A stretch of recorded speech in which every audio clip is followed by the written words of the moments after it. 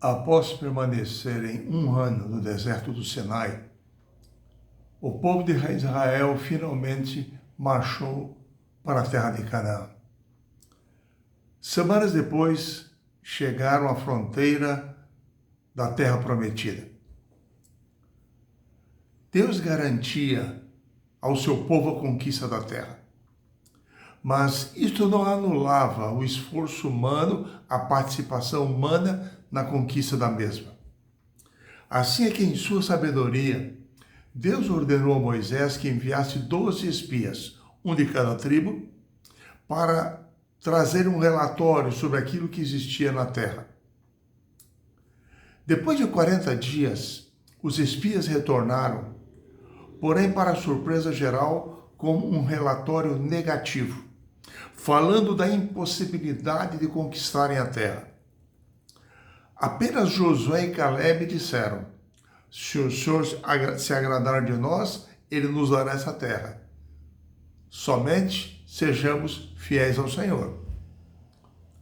Deus disse naquela ocasião ao povo de Israel porque, por não crerem, eles teriam que permanecer no deserto até que toda aquela geração morresse. E assim o Senhor ordenou que Moisés os conduzisse de volta ao deserto, aonde permaneceram durante 40 anos.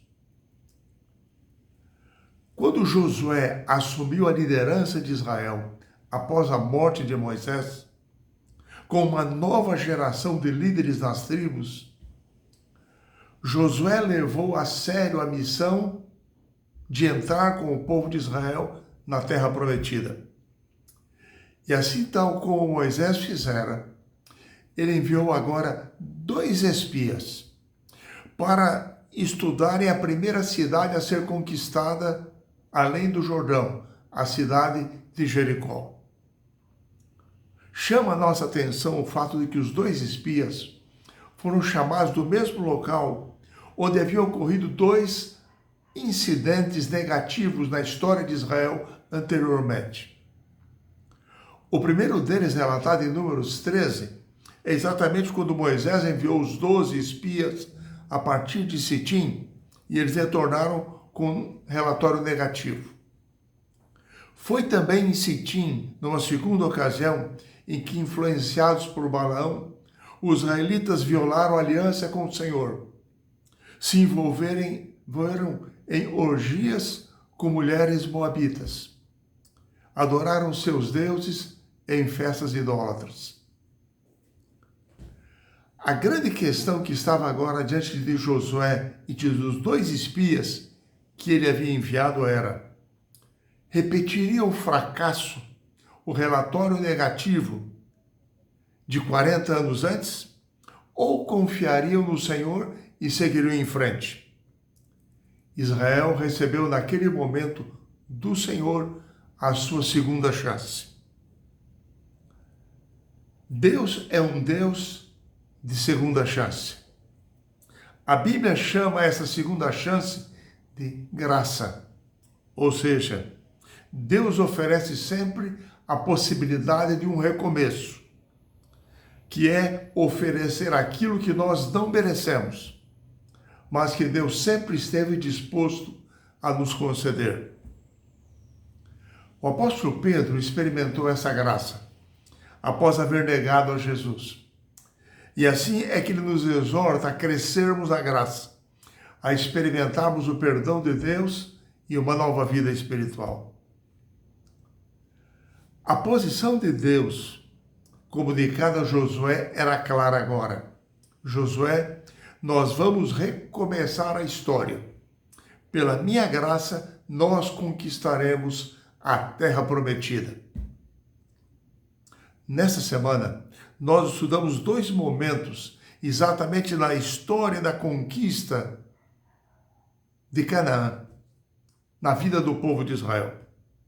Momentos nos quais a graça de Deus se manifestou, de modo surpreendente, servindo de modelo e exemplo espiritual para a nossa vida hoje. O primeiro momento em que a graça de Deus se manifestou após o povo de Israel atravessar o Rio Jordão foi com a oportunidade dada por Deus a Raabe para a sua salvação. O livro de Josué apresenta Raabe como uma mulher cananeia inserida numa sociedade extremamente pecaminosa, sobre a qual Deus decidira executar o juízo. Em momento algum, a Bíblia aprova os erros de Raabe, nem mesmo a mentira que ela contou para proteger os espias. Porém, Deus, em sua graça, viu a fé corajosa que aquela mulher possuía nele, através da qual poderia salvá-la. Assim, Deus usou este valor existente num lugar tão inesperado. Uma prostituta numa cidade condenada. Deus usou Raabe para ser um agente de salvação na batalha contra Jericó. Raabe, conscientemente, nós percebemos que ela reconheceu o Deus de Israel como o único Deus que traria juízo sobre Jericó, sendo por isso escolhida pelo Senhor para se unir ao seu povo. O Novo Testamento, inclusive, elogia Raabe por oferecer hospedagem aos 2 espias, protegendo-os para que retornassem ao acampamento de Israel através de uma rota segura. É interessante que o acordo de Raabe com os espias foi de que, assim como ela havia usado de bondade e misericórdia para com eles, também ela deveria ser tratada com bondade e misericórdia quando da conquista de Jericó pelo povo de Israel. O termo hebraico usado para esse acordo, hesed, refere-se a uma lealdade dentro de um relacionamento de aliança, que indique fidelidade, misericórdia, benevolência, bondade, etc. Os espias propuseram a Raabe, no acordo que fizeram com ela, um sinal de fé e um sinal de ação, tal como havia acontecido com os israelitas na Páscoa ao saírem do Egito.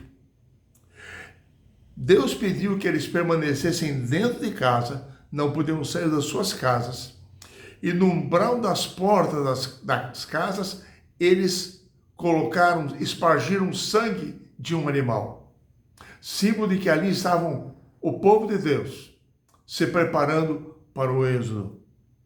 Assim, Raabe e a sua família deveriam permanecer dentro de casa, e eles determinaram que ela devia colocar um cordão de fio de escarlata pendurado na janela de sua casa. Seria um sinal para que os conquistadores percebessem que ali ela morava e que ela e a sua família deveriam ser poupados. O exemplo de Raabe nos ensina de que crer nas Escrituras é aceitar a graça agindo na direção indicada por Deus. O caso de Raabe não foi um caso isolado de misericórdia da parte de Deus. Nós encontramos, por exemplo, um segundo momento, tempos depois, quando a graça de Deus se manifestou de modo surpreendente, com o episódio da aliança dos israelitas com os gibeonitas. Ao conquistar a terra de Canaã, Deus determinou que eles deveriam destruir todos os povos cananeus, porque eles já haviam enchido o cálice da ira de Deus. Porém, Deus disse que eles deviam destruir os cananeus, mas manter um bom relacionamento com as outras nações em redor, para poder evangelizá-las e conduzi-las ao Senhor de Israel. Os gibeonitas eram um povo cananeu, um pequeno povo, uma pequena cidade. Eles tinham ouvido do que acontecera no Egito, Mar Vermelho, o Sinai, e já das primeiras conquistas de Israel ao chegar à Terra Prometida. Conquanto inicialmente eles não possuíssem a mesma disposição de Raabe, Em seu sentimento de autopreservação, eles decidiram, os líderes gibeonitas, tentar fazer uma aliança com Israel, só que usando de um subterfúgio. Para enganar os israelitas, eles enviaram uma delegação de gibeonitas, fingindo ser embaixadores vindos de uma terra muito distante. Os pontos chaves do encontro dos gibeonitas com os líderes de Israel, que fizeram com que eles aceitassem fazer uma aliança com eles, foram: os gibeonitas reconheceram o poder do Deus de Israel. Eles reconheceram que o sucesso de Israel era resultado da ação do Senhor. Em terceiro lugar, eles reconheceram que Deus havia entregue Canaã nas mãos dos israelitas. E eles não se rebelavam contra isso. Eles aceitavam isso. Eles desejavam fazer uma aliança com os israelitas, porque eles reconheciam que o Senhor estava expulsando as nações ali daquela terra, porque eles eram pecadores diante do Senhor.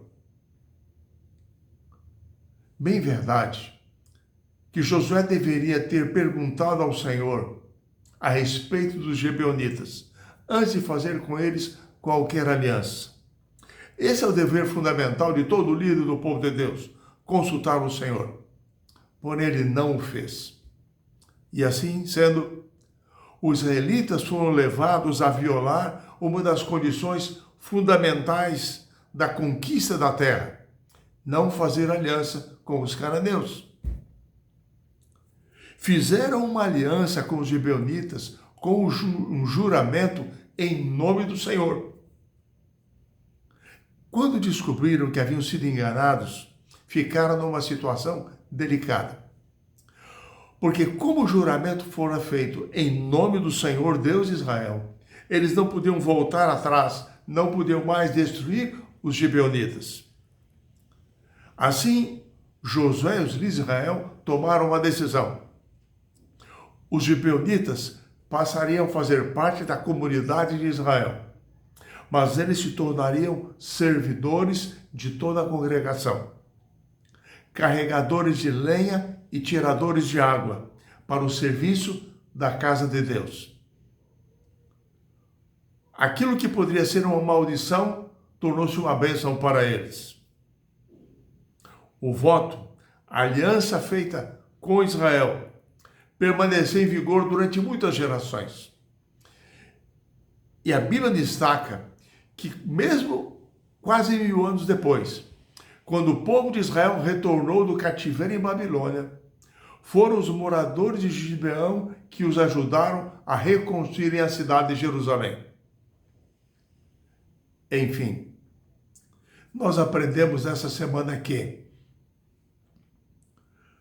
o propósito final de Deus não é punir pecadores, é ver os arrependidos, conceder-lhes misericórdia, numa surpreendente graça de Deus.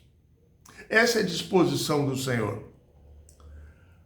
A segunda coisa que nós aprendemos essa semana é que a graça de Deus provê resultados positivos, consequências positivas, mesmo para as nossas ações que não são corretas, como foi no caso dos gibeonitas. Deus permite, quando cremos nele, que todas as coisas contribuam para o nosso bem. Por quê? Quando nós honramos a Deus, reconhecemos a sua soberania, como fizeram os gibeonitas, estamos dispostos a abandonar a idolatria, dispostos a servirmos ao Senhor. Em humildade nós nos submetemos a Ele. Deus, nessas condições, aceita o nosso pedido de misericórdia e nos salva. Essa é a grande lição que aprendemos de fé no livro de Josué durante essa semana. Que o Senhor nos mantenha nessa mesma fé e nessa mesma disposição, nessa mesma confiança no Senhor.